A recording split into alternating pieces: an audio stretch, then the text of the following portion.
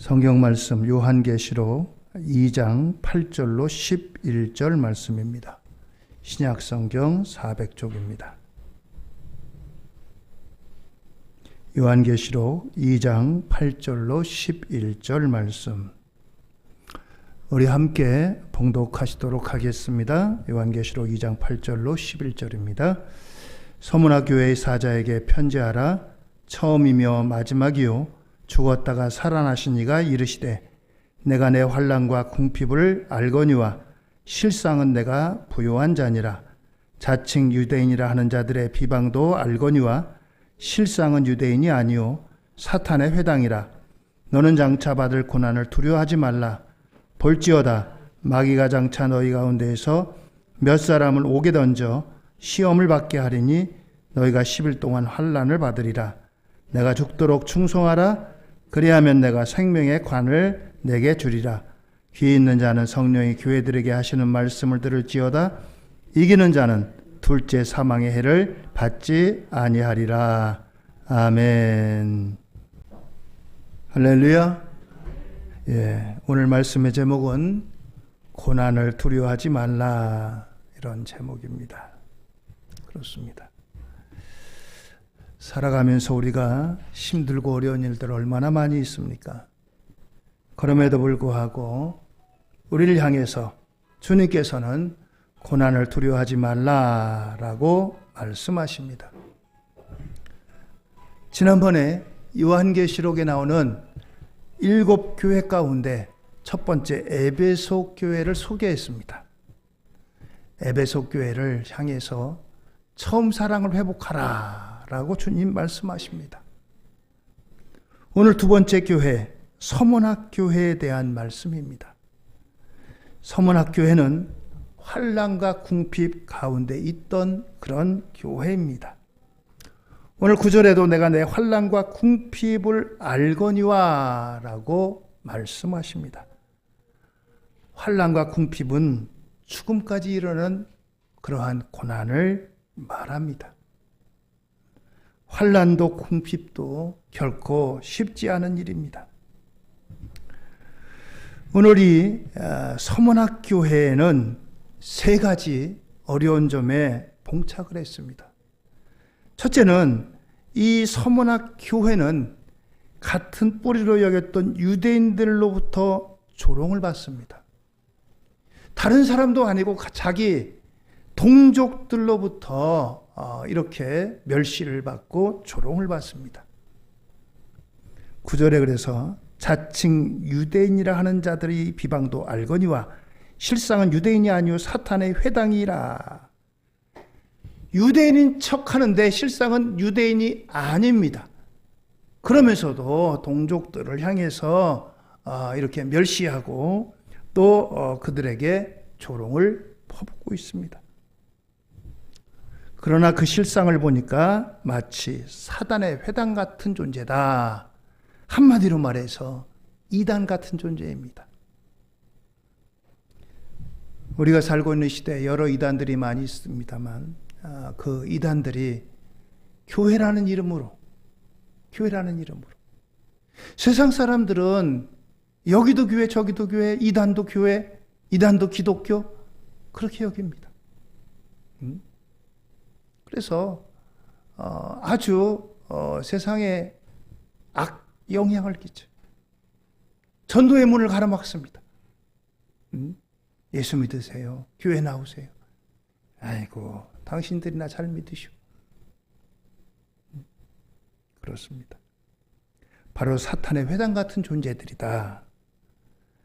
또 하나는 이 의미 속에는 당시 세계를 지배하고 유대인들을 지배하고 모든 사람들을 지배하던 로마 제국의 핍박을 받고 있었다라고 하는 것입니다.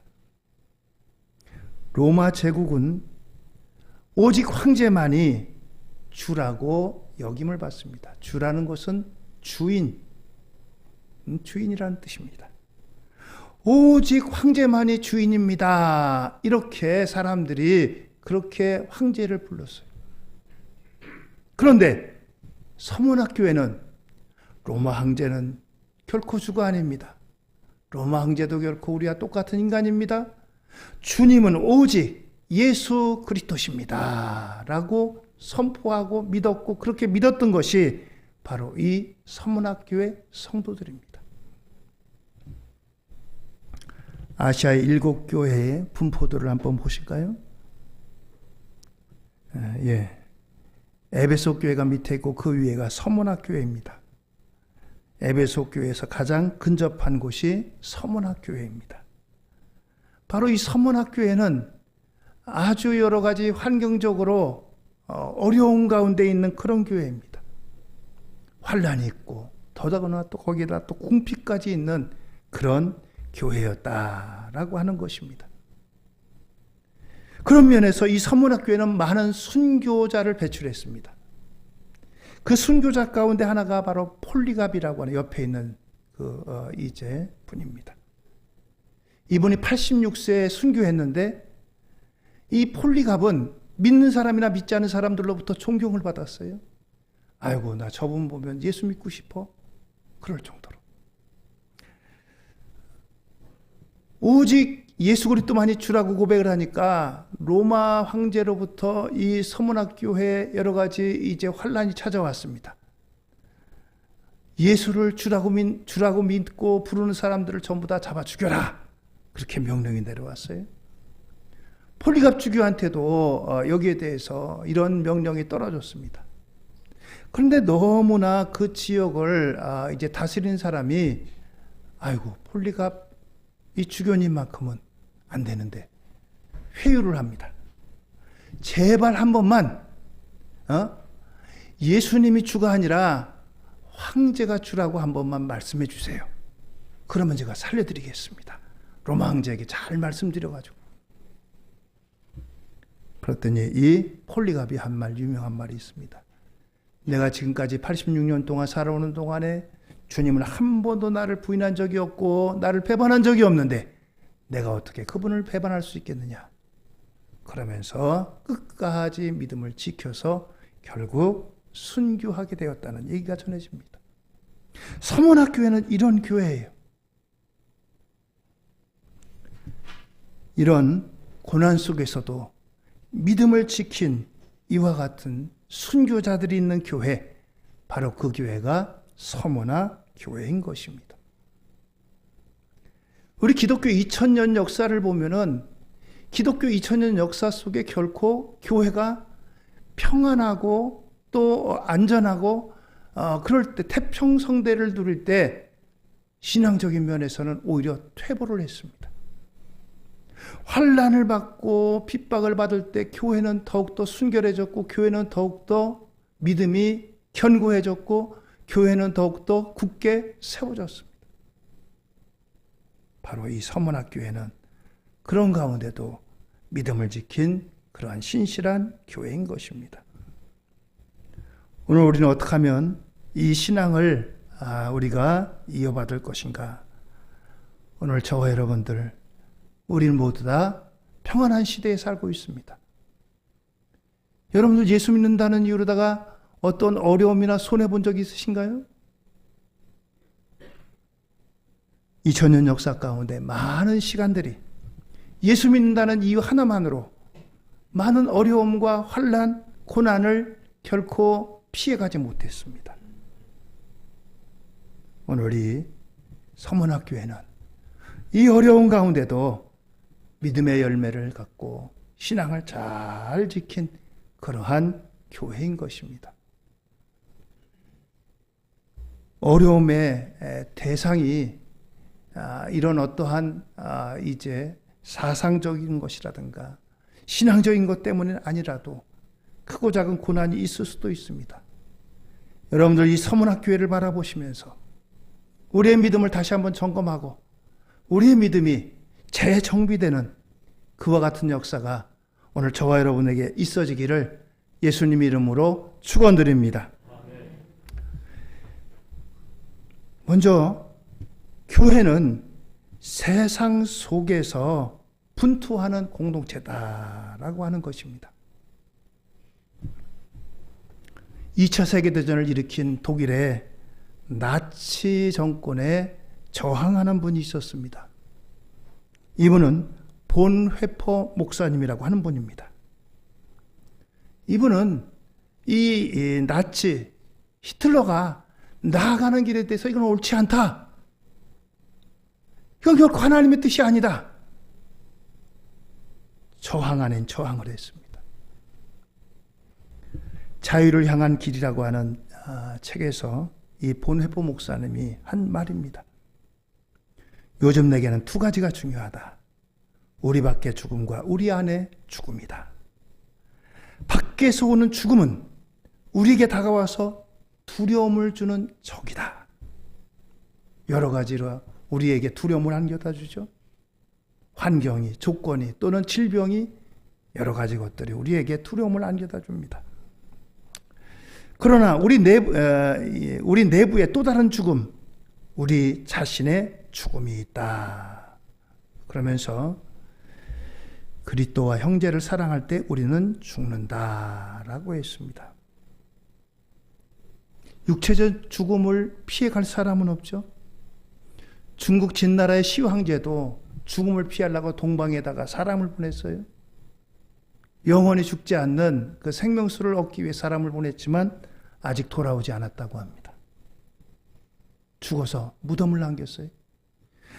얼마나 무덤이 큰지 모릅니다. 무덤을 발굴했더니 거기서 여러 가지 진귀한 이제 문화재가 나옵니다.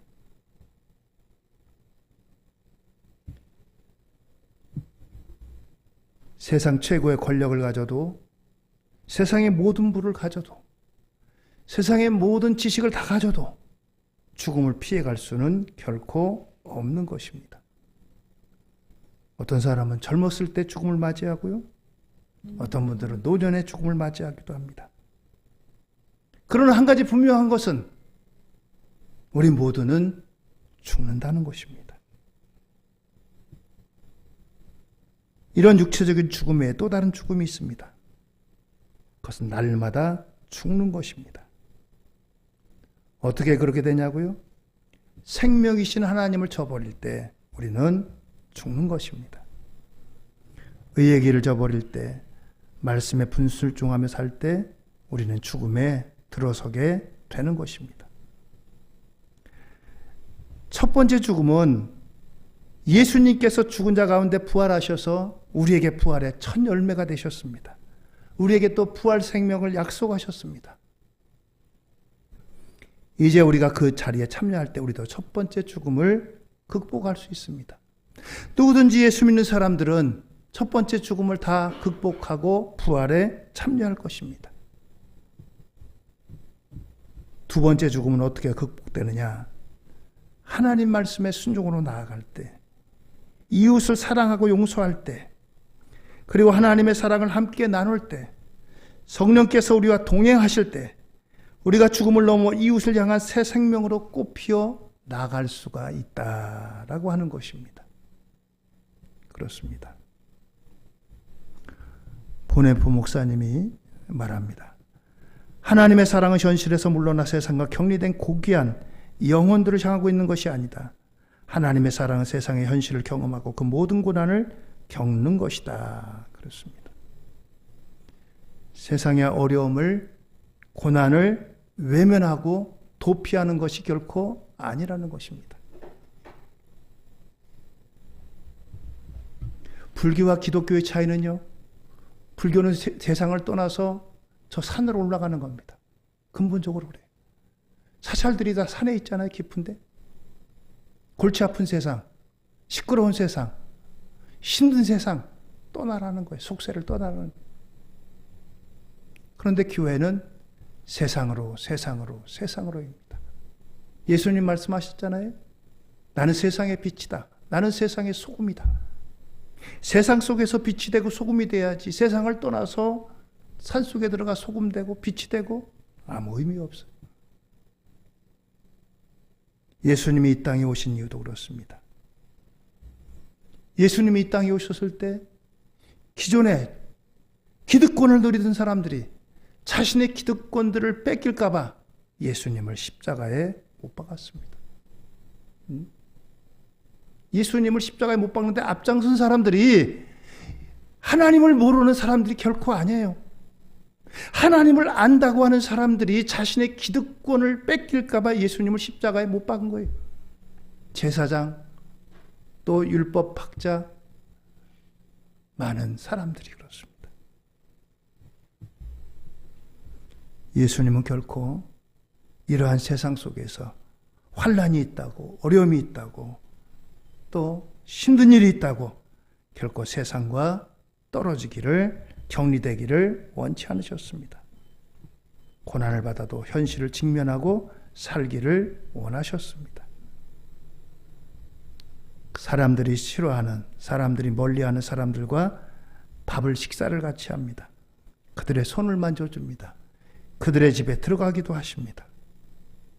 그것이 바로 예수님이 이 땅에서 이제 살았던 삶인 것입니다. 그러면서도 예수님께서 이 땅에서 자기 탐욕만을 사오는 그러한 사람들과는 때로는 격론을 벌이시기도 했습니다. 심할 정도로다. 독사의 자식들아 하기도 하고. 그들과 갈등하셨는데 예수님이 고난의 길에 들어서게 되는 원인 중에 하나이기도 합니다. 세상은 예수님에게 착각과 오해를 했습니다. 예수님이 오시면 자신들이 원하는 대로 정치적으로는 로마로부터 독립되고 경제적으로는 어려움과 또 그 가난 가운데서 다 벗어나게 되고 그들의 나라가 휘황찬란하게 크게 세워질 것으로 여겼습니다. 결코 예수님은 그것을 위해 오지 않으셨습니다. 그러다 보니까 예수님에게 비난하고 조롱합니다. 예수님의 길은 결코 쉬운 길이 아니었습니다. 예수님의 사랑은 너무 강력해서 그분을 따른 사람도 많았지만 동시에 반대 세력도 어마어마했습니다.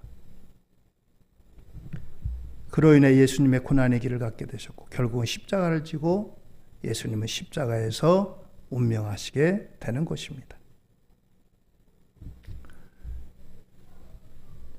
두 번째로 오늘 이 서문학교에는 고난을 이기신 생명의 주님이 우리와 함께 하신다고 말씀하십니다. 그렇습니다. 이 서문학교를 향해서 내가 너희의 환난과 궁핍을 안다. 얼마나 힘드냐, 얼마나 어려우냐, 얼마나 고통스러우냐. 나는 생명의 주다. 죽음 가운데서 다시 부활한 생명의 주다라고 말씀하십니다. 이 일곱 교회는 교회요, 또 우리 성도들을 대변한다고 말씀드렸습니다. 그런데 일곱 교회 중에 두 교회만이 주님으로부터 칭찬을 받았고 주님으로부터 인정을 받았어요. 서문학교회도 그중 가운데 하나입니다. 오늘 이 서문학교회를 향해서 주님이 말씀하십니다. 아, 네가 고난을 당하고 있구나. 네가 사람들에게 관심의 대상이 되지 못하고 있구나. 세상에서 너를 찌꺼기처럼 대우하는구나. 세상 사람들이 너를 얼마나 왕따시키는지 내가 안다.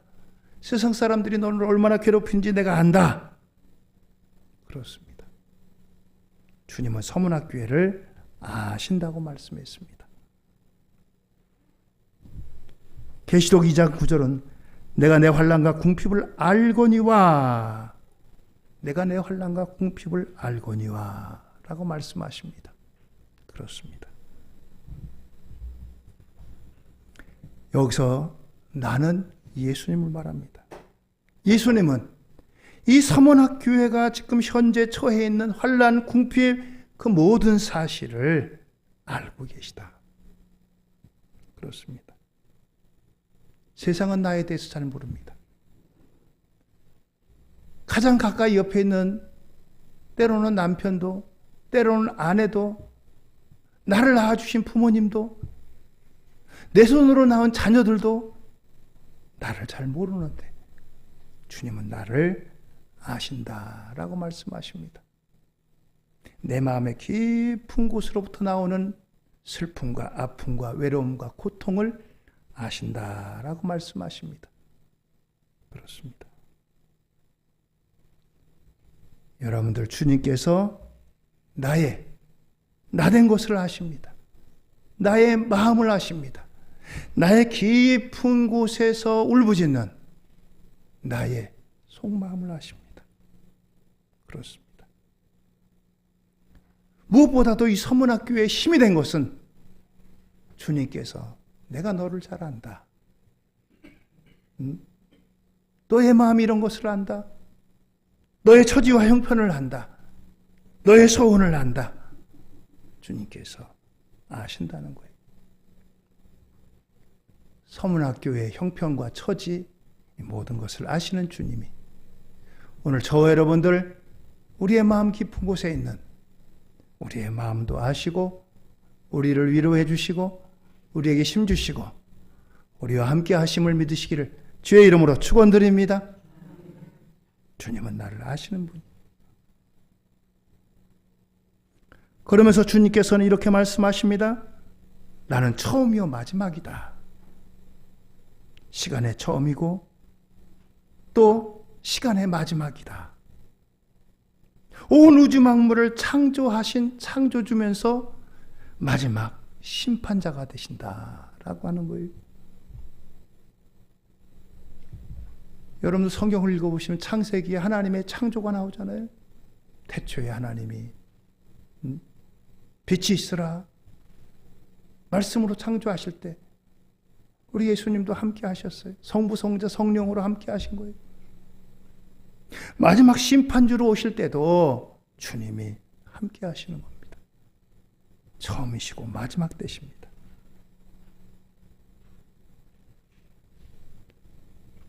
원리처럼 시간의 처음이요 마지막 되시고 죽었다가 살아나신 분,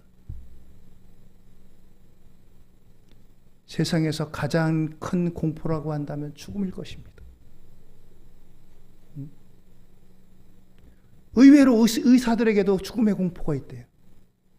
병원에서 일하면서 많은 사람들의 죽음을 볼 거 아니에요? 그런데도 의사들에게도 죽음의 공포가 있다는 거예요. 그렇습니다. 죽음은 그 어떤 누구도 정복해내지 못한 우리의 숙제입니다. 아무리 위대한 발명을 했어도 죽음을 이겨내는 것들을 발견하지 못했어요. 발명하지 못했어요. 모든 것의 끝이라고 할 수 있는 죽음. 바로 그 죽음을 넘어서 다시 부활하신 주님이 말씀하십니다. 그러면서 이 교회를 향해서 내가 죽음도 이겨냈다. 그러니 너의 고난도 내게 맡겨라. 죽음도 내게 맡겨라. 그렇습니다. 오늘 계시록 2장 10절입니다. 너는 장차받을 고난을 두려워하지 마라. 볼지어다 마귀가 장차 너희 가운데서 몇 사람을 옥에 던져 시험을 받게 하리니 너희가 10일 동안 환난을 받으리라. 내가 죽도록 충성하라. 그리하면 내가 생명의 관을 내게 주리라. 아멘. 그렇습니다. 장차받을 고난을 두려워하지 말라라고 말씀하십니다. 고난이 임할 때 도망가지 말고 비겁해지지 말라. 그 앞에 직면하라라고 말씀하십니다. 세 번째로 고난에 직면하게 될 때 고난을 극복할 수가 있습니다. 고난을 대하는 두 가지 방식입니다. 하나는 고난을 무시하는 겁니다. 아, 난 이거 무섭지 않아. 이거 별거 아니야. 외면합니다. 눈을 질끈 감고 없는 듯이 살아갑니다. 그러나 눈을 뜨고 다시 한번 바라보면 고난이 코앞에 있어요. 고난이 결코 아직 지나가질 않았습니다. 내 앞에 머물러 있어요. 고난 앞에 좌절합니다.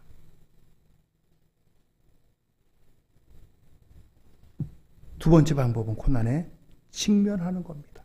직접 마주대하는 거예요. 쉬운 방법이 아니잖아요. 예수님조차도 십자가 고난 앞에서 아버지 할 수 있으면 이 잔을 내게서 거둬가달라. 그러나 나의 뜻대로 마시고 아버지의 뜻대로 되기를 원합니다. 아버지의 뜻대로. 그렇습니다.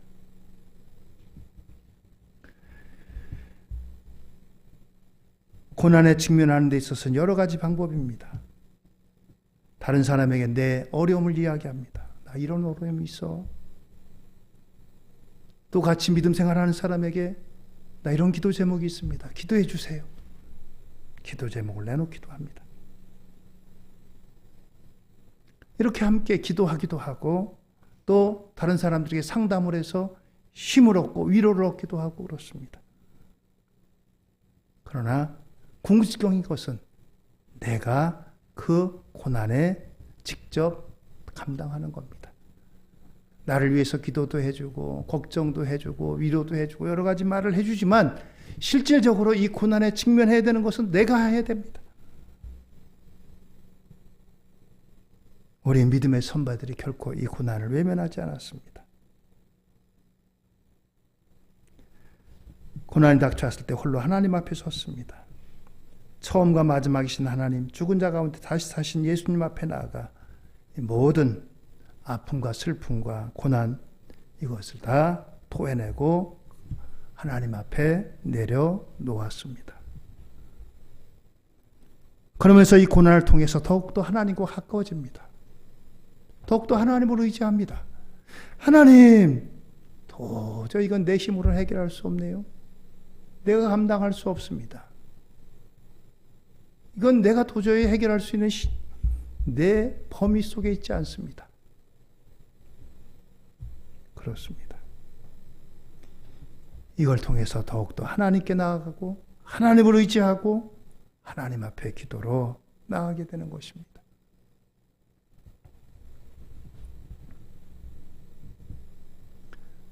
야곱이라고 하는 사람이 그렇잖아요.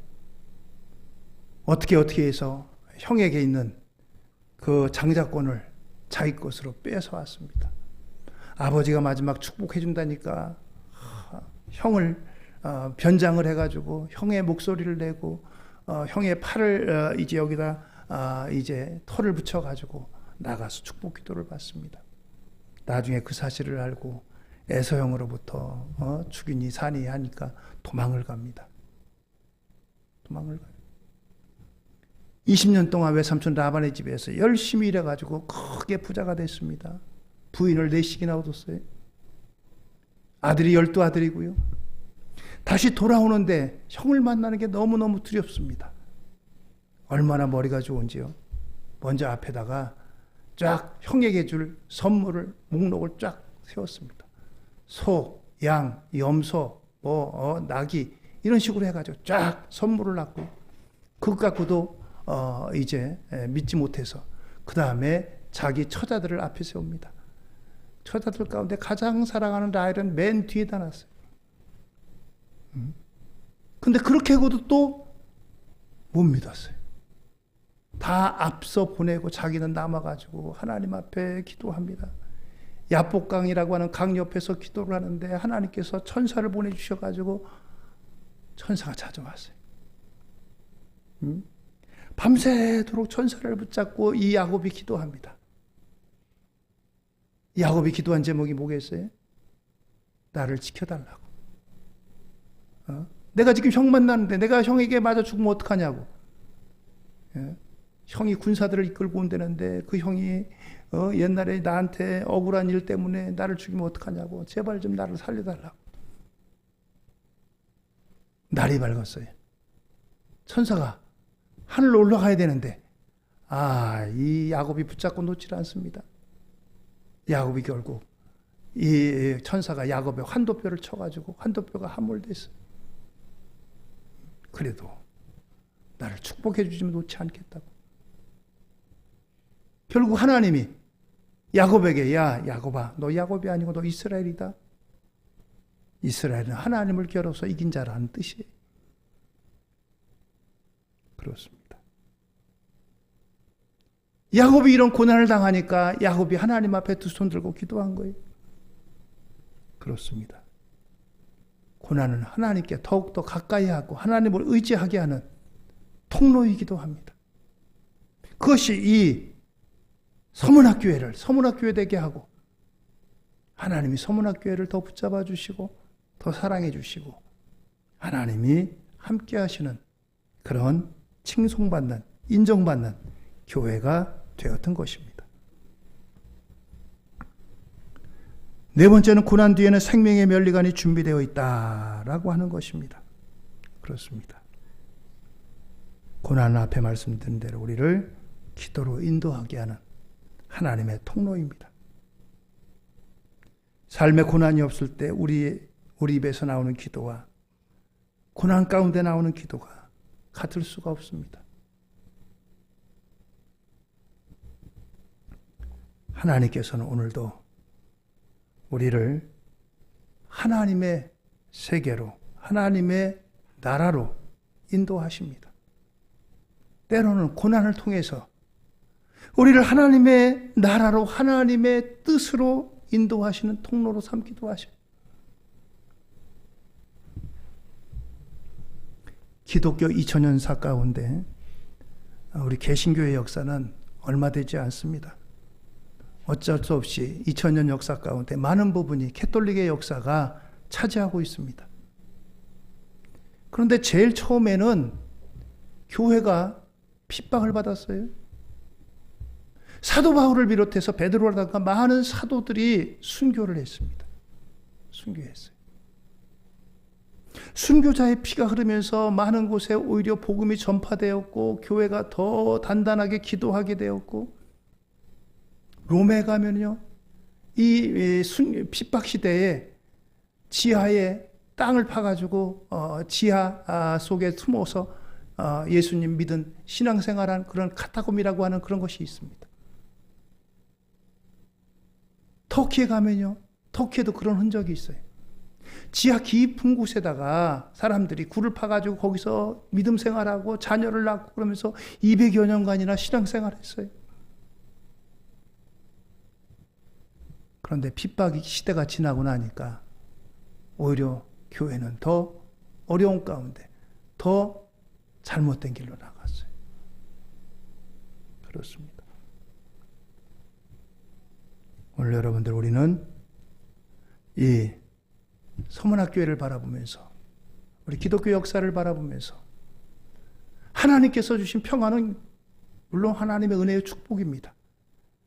그런데 우리가 기억할 것은 이 평안이나 이 안정 때문에 하나님 앞에 결코 잊어버려서는 안 될 것이 있다는 거예요.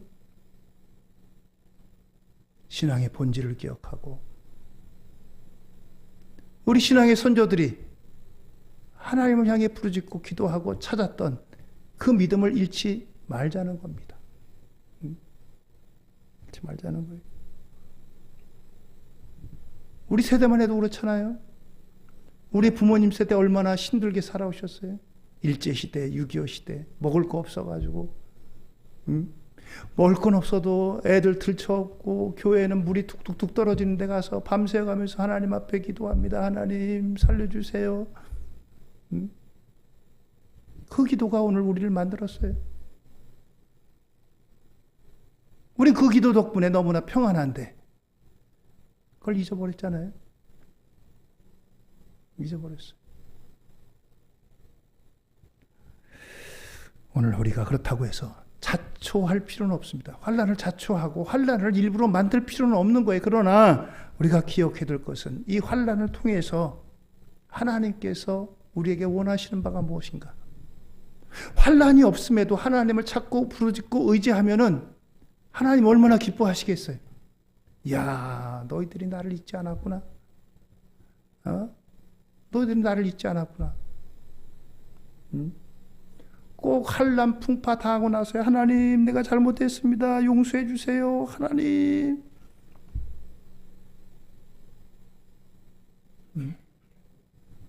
부모님 말씀 잘 듣는 자녀가 있어요. 얼마나 이뻐요.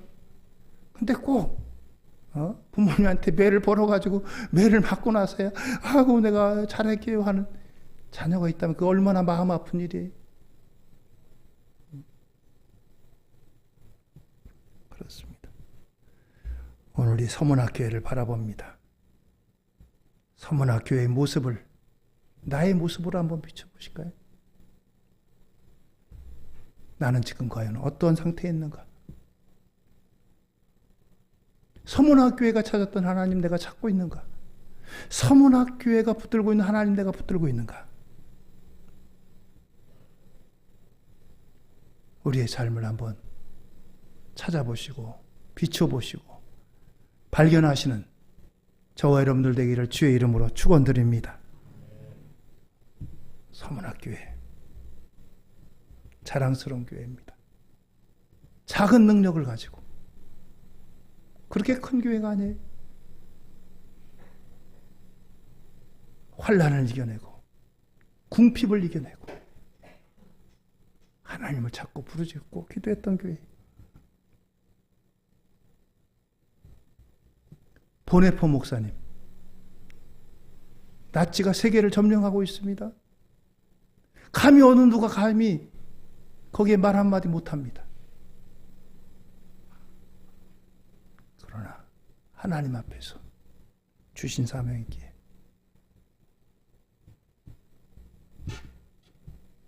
오늘 우리에게 주시는 주의 말씀으로 기억하고 기도하는 저와 여러분들이 될 수 있기를 바랍니다.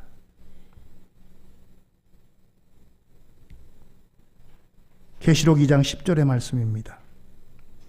너는 장차 받을 고난을 두려워하지 말라. 볼지어다 마귀가 장차 너희 가운데에서 몇 사람을 오게 던져 시험을 받게 하리니 너희가 10일 동안 환난을 받으리라. 내가 죽도록 충성하라. 그리하면 내가 생명의 관을 내게 주리라. 할렐루야.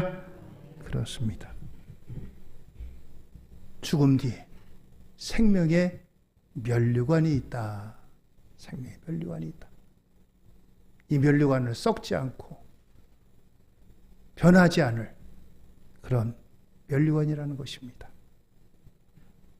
주님 앞에 설 때 생명의 면류관의 주인공이 되시는 우리 모두가 되기를 예수님 이름으로 축원드립니다.